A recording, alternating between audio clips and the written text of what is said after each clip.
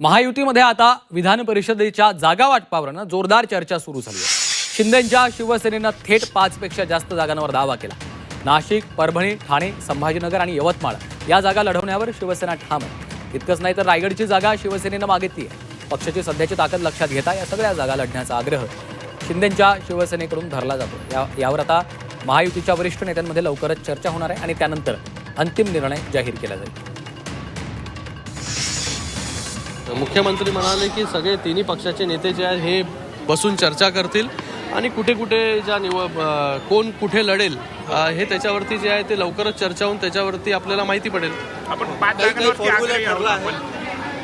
काही फॉर्म्युला ठरलेला नाही। मला वाटतं माननीय मुख्यमंत्री महोदय, उपमुख्यमंत्री महोदय बसतील आणि ते ठरवतील की बाबा कुठल्या जागा गेल्या वेळेस कोणी किती जागा लढल्या होत्या, आता किती जागा कोण लढणार आहे बदललेल्या परिस्थितीनुसार। तर मला वाटतं लवकरच तुम्हाला कळेल। फॉर्म्युला अजिबात ठरलेला नाही।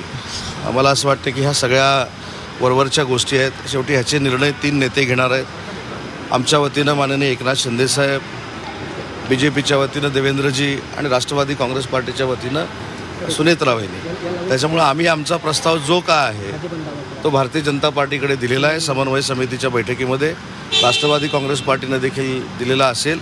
तिन्ही नेते चर्चा करून येत्या 2 दिवसामध्ये कोण किती जागा लढणार आहेत हे फायनल होईल। परंतु 17च्या 17 जागा महायुतीनं आम्ही लढू आणि 17च्या 17 जागा महायुती जिंकेल।